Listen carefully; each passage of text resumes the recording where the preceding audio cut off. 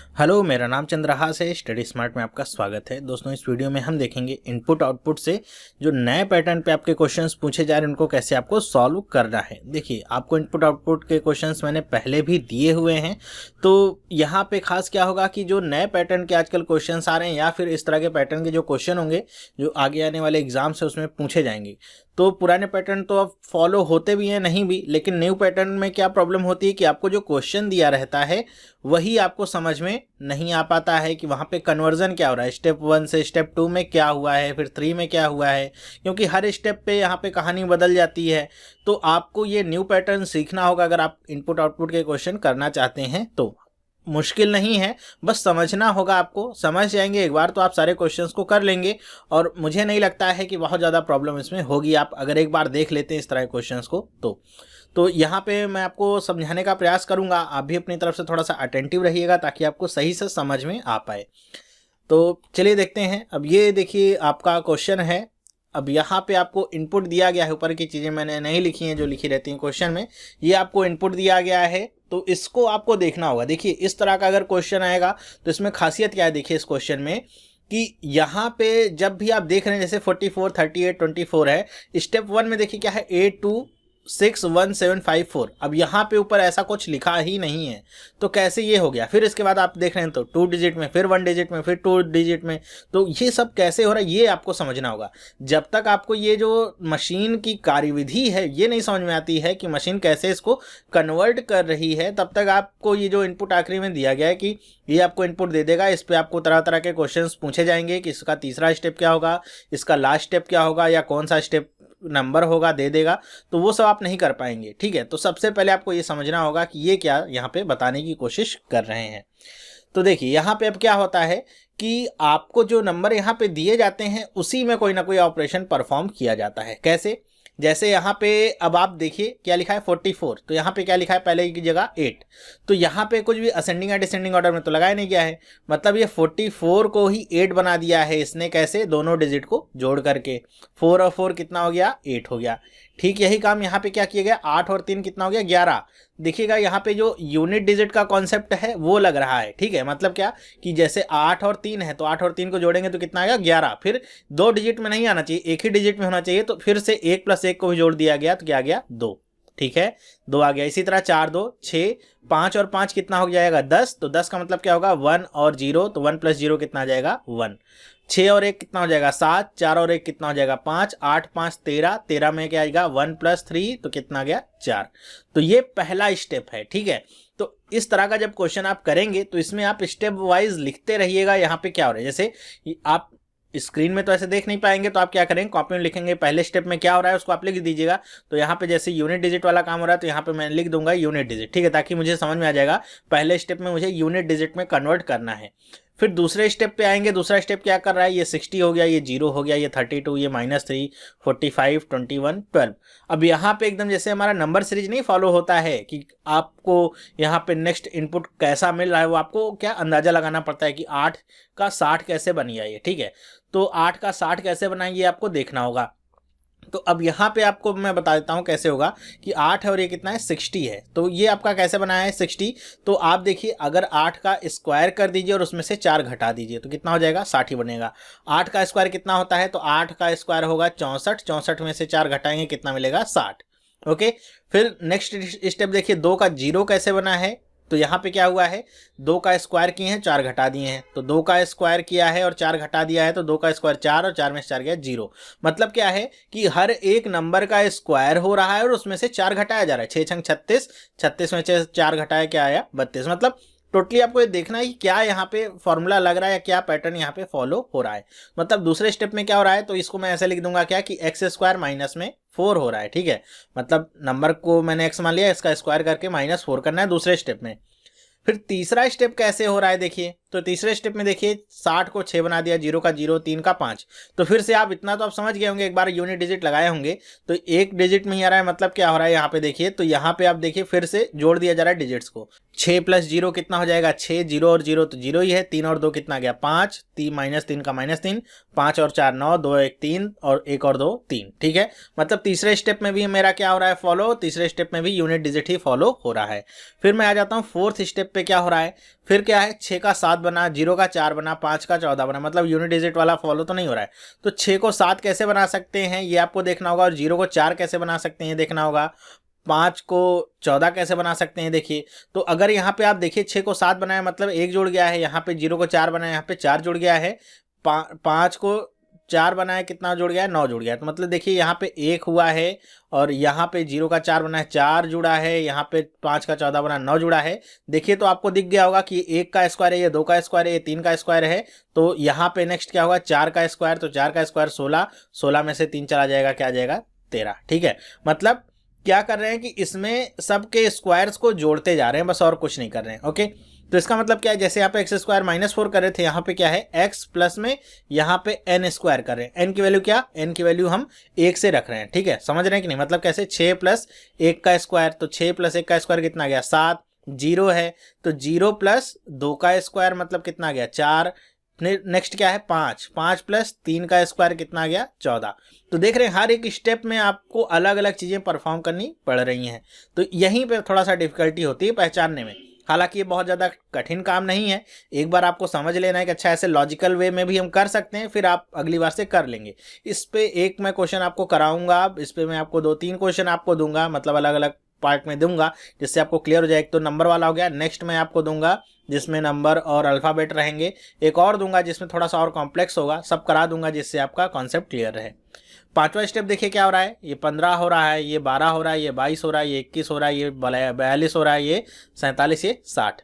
तो 7 में अगर मैं 8 जोड़ूंगा तो कितना हो जाएगा 15, मतलब 8 का डिफरेंस है। इसी तरह 4 में देखिए तो 8 का डिफरेंस है, यहाँ भी देखिए तो 8 का डिफरेंस है, मतलब 4th स्टेप में सब जगह केवल 8 8 8 ऐड किया गया। 52 में भी देखिए 8 का डिफरेंस, सब में 8 ऐड किया गया, मतलब x में बस 8 ऐड करना है 5th स्टेप में। फिर 6th स्टेप में आ जाइए, क्या हो रहा है 6 3 4 3, मतलब देखिए 5 और 1 6, 2 1 3, 2 2 4, मतलब फिर से यूनिट डिजिट। और यहाँ पे कह रहे हैं कि 6th is the last step, मतलब आपको ये सारे स्टेप पता चल गए कि मशीन हर स्टेप में क्या क्या यहाँ पे परफॉर्म कर रही है, क्या एक्शन कर रही है, बस ये आपको पता चल गया। अब यहाँ पे आपके लिए डिफिकल्टी क्या होती है मैं बता दूं कि इसके प्रोज और कॉन्स क्या क्या होते हैं इस तरह के क्वेश्चंस के। डिफिकल्टी देखिए यहाँ पे क्या होती है कि डिफिकल्टी यहाँ पे है कि आपको हर एक स्टेप में एक अलग चीज हो रही परफॉर्म, मतलब यहाँ पे यूनिट डिजिट हो रहा है तो यहाँ पे स्क्वायर होके ऐड हो रहा है, तो यहाँ पे कुछ और होगा, यहाँ पे कुछ और होगा, और यहाँ पे कुछ और होगा। ठीक है, तो ये तो इसकी एक थोड़ा सा कह सकते हैं कि खराब बात है, या कॉन्स में लिख सकते हैं जिसमें आपको थोड़ी सी डिफिकल्टी हो सकती है। लेकिन यहाँ पे प्रो क्या है कि आपको यहाँ पे कुछ भी अरेंज नहीं करना है, मतलब आपको ये नहीं देखना है कि ये आपका उड़ता हुआ दूसरी तरफ जाएगा, वो उड़ता हुआ तीसरी तरफ जाएगा, मतलब रीअरेंज करते समय जो आपको झंझट लेनी पड़ती थी जिसमें आप कंफ्यूज हो जाते थे कि कौन सा जा रहा है कौन सा आ रहा है, वो इससे आप बच जाएंगे। तो वो इसके प्रो में आ सकता है, मतलब ये इसकी खासियत है, या ये इसमें अच्छी बात है, मतलब कुछ ना कुछ अच्छा होगा तो कुछ ना कुछ बुरा होगा ही उसके साथ में। ठीक है, तो अब इसी के आधार पे आपको ये इनपुट दिया गया है, अब इसी पे क्वेश्चन आपके पूछे जाएंगे। तो आपको जो भी इनपुट देगा उसको आपको क्या करना है कि झट से उसके सारे स्टेप बना लेने हैं। अब यहाँ पे ध्यान रखिएगा कि यहाँ पे आपको कहा गया कि 6th is the last step, मतलब इस तरह के क्वेश्चन में आपको लास्ट स्टेप से क्वेश्चन तो आएगा नहीं, मतलब ये नहीं कह सकते कि फाइंड आउट करिए कि कितने स्टेप लगेंगे इसको पूरा अरेंज करने में। क्यों? क्योंकि यहाँ पे 6th स्टेप तक ही आपको जाना है, क्योंकि ये किसी एक सेट पैटर्न पे नहीं चल रहा है कि हाँ सब कुछ रीअरेंज हो जाएगा, सब बढ़ते से घटते हुए क्रम में लग जाएगा तो वो लास्ट स्टेप होगा। यहाँ पे 6 स्टेप ही दिए गए, मतलब मशीन 6 तरह के यहाँ पे कार्य कर रही, 6 स्टेप के बाद ये खत्म हो जाना है। ठीक है, तो आपको इसके 6 स्टेप लिख लेने हैं जैसा कि यहाँ पे बताया गया है। ठीक है, तो आप क्या करेंगे कि ये सारी चीज़ें तो आपके स्क्रीन पे रहेंगी, कंप्यूटर स्क्रीन पे, आपको केवल इनको देखना है और इस तरह जैसे मैंने यहाँ पे किया ये आपको कॉपी में बना लेना है। फिर जैसे ही आपको ये इनपुट मिलता है ना, तो फर्स्ट स्टेप के सामने इसका इनपुट आप लिखेंगे, सेकंड स्टेप के सामने इनपुट को देखेंगे कैसे करना है एक्स स्क्वायर, तो इससे आप बच जाएंगे कि बार बार आपको यहाँ पे झांकना पड़ेगा, देखना पड़ेगा भाई क्या हो रहा है क्या नहीं हो रहा है, तो इससे आप बच जाएंगे। एक बार में देखिए, नोट करते जाइए और आखिरी में बस एक बार में पूरा सॉल्व कर लीजिए और सारे क्वेश्चंस के आंसर उसी पे आपके बेस्ड हो जाएंगे। मेरे ख्याल से आपको समझ में आया होगा। चलिए पहले क्वेश्चन पे देखिए, आपको इनपुट दिया क्या करें, which of the following would be step 3 for the above input, किसमें से कौन सा स्टेप 3 होगा इस इनपुट के लिए। तो यहाँ पे मैं करता क्या हूँ कि सारे स्टेप्स यहाँ पे आपको बना के दिखा देता हूँ कैसे आपको करना है। ये आपने कॉपी में लिखा ही होगा, फर्स्ट स्टेप के लिए यूनिट डिजिट, दूसरे के लिए इतना, तीसरे के लिए ये सारी चीज़ें हो गई। चलिए अब हम पता है पहले स्टेप में क्या करना है, तो हमको पीछे से जाके देखना नहीं कि पहले स्टेप में अच्छा क्या हुआ है, फिर आगे आइए देखिए कि क्या हो रहा है फिर से क्वेश्चन में। नहीं, हमको पता चल गया फर्स्ट स्टेप में यूनिट डिजिट करना है, मतलब हम यूनिट डिजिट में इसको कन्वर्ट कर लेंगे। 5 और 2 7, 6 3 9, 2 1 कितना हो जाएगा 3, 2 2 4, 4 1 5, 6 1 7 और 3 2 5। ये हो गया पहला स्टेप इसका। दूसरे स्टेप में क्या हो रहा है, स्क्वायर करके 4 घटाया जा रहा है, मतलब एक्स स्क्वायर मतलब 7 का स्क्वायर करेंगे कितना होगा 49, 49 में से 4 घटाएंगे 45, 9 का स्क्वायर करेंगे 81 में से 4 घटाएंगे कितना आ जाएगा 77, 3 का स्क्वायर माइनस 4 5, 4 का स्क्वायर उसमें से 4 घटाइए कितना मिलेगा आपको 12, 5 का स्क्वायर 4 घटाइए कितना मिलेगा आपको मिल जाएगा 21, 7 का स्क्वायर को कितना मिल रहा था ये 45, 5 का स्क्वायर और उसके बाद फिर से आप 4 घटा लीजिए कितना मिलेगा 21। अब तीसरे स्टेप में आपको क्या करना है, यूनिट डिजिट करना है, मतलब सबको जोड़ लेना है। तो 5 और 4 कितना हो जाएगा 9, 7 7 14, 14 में कितना हो जाएगा 5, 14 में 5 कैसा हुआ समझ में आया। 1 और 4 वो भी जुड़ जाएगा कितना हो जाएगा 5, फिर ये क्या हो गया 5, 1 और 2 कितना हो जाएगा 3, 2 और 1 भी कितना हो जाएगा 3, 5 और 4 कितना हो जाएगा 9, 2 और 1 फिर से यहाँ पे क्या आ जाएगा 3। फिर नेक्स्ट क्या करना है x plus n square. N square का मतलब क्या है, और यहाँ पे n आपका 1 से स्टार्ट हो रहा है, ठीक है 1 से स्टार्ट होगा 0 से नहीं, ठीक है। तो आपको ये डिजिट लिखना है और उसमें 1 से स्क्वायर करके आगे जोड़ते जाना है। तो यहाँ पे अगर मैं 9 लिखता हूँ तो 9 ऐसे लिखना होगा इसको, 9 प्लस में 1 स्क्वायर कितना आ जाएगा 10 आ जाएगा, तो वो 10 आपको यहाँ पे लिखना है। फिर यहाँ पे आपको करना क्या है, 2 का स्क्वायर करिए 4, 4 में 5 जोड़िए कितना आ जाएगा 9, फिर से 3 का स्क्वायर 9, 9 में 5 जोड़िए कितना आ जाएगा 14, फिर 4 का स्क्वायर 16, 16 में 3 जोड़िए 19, फिर 5 का स्क्वायर 25 और 3 28, फिर यहाँ पे 6 का स्क्वायर 36 और 9 45, 7 का स्क्वायर 7 7 49 और 3 कितना आ गया 52, ठीक है। मतलब आपको सबके स्क्वायर तो पता ही है 1 से लेकर के 7 तक के, उसमें ये सारे नंबर्स को बस जोड़ दीजिए। फिर क्या है, फिफ्थ स्टेप में क्या है 8 जोड़ देना है, ये कितना हो गया 18, यहाँ पे आप जोड़िए कितना हो गया ये हो जाएगा 17, इसमें आप 8 जोड़िए कितना हो जाएगा 22, इसमें जोड़िए कितना हो जाएगा 27, इसमें 8 जोड़िए कितना हो जाएगा 36, इसमें जोड़ेंगे तो कितना हो जाएगा 8 जोड़ेंगे तो 53 और इसमें 8 जोड़ेंगे तो कितना हो गया 60। लास्ट स्टेप क्या है, यूनिट डिजिट फिर से, तो 9 ये कितना हो गया 8, ये 4, ये 9, ये भी 9 और ये 5 3 8 और ये कितना गया 6। तो इसको करने में अब कितना टाइम लगा आप खुद से सोचिए। अगर आप खुद से क्वेश्चन को करते तो इसको करने में ज़्यादा टाइम आपको नहीं लगेगा, पूरा आपको ऐसे करना होगा और आसानी से आप निकाल सकते हैं।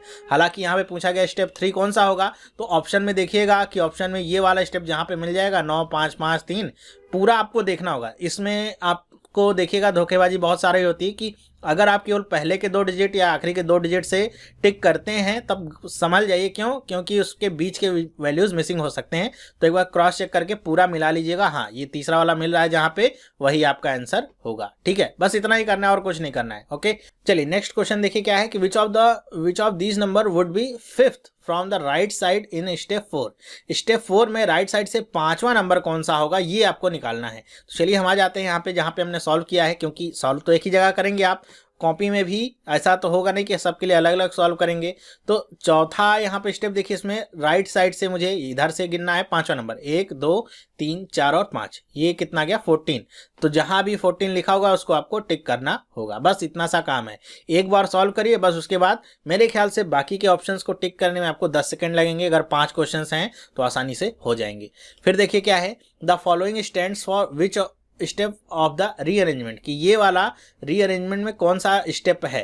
तो 18 17 22 27 36 53 60, तो आपको देखना होगा, एक एक को मिलाना होगा। तो आप देख सकते हैं 18 17 22 27 36 53 60 स्टेप नंबर कौन सा है, फिफ्थ है। मतलब एक बार आपने सॉल्व किया फिर आपको अगेन कुछ सॉल्व करने की जरूरत नहीं, बस आपको केवल देखना है, टिक करना है, देखना है, टिक करना है और कुछ नहीं, ठीक है। 18 17 22 27 27 36 53 60 ये आपका 5वां स्टेप है, टिक करिए और आगे बढ़ जाइए, ओके।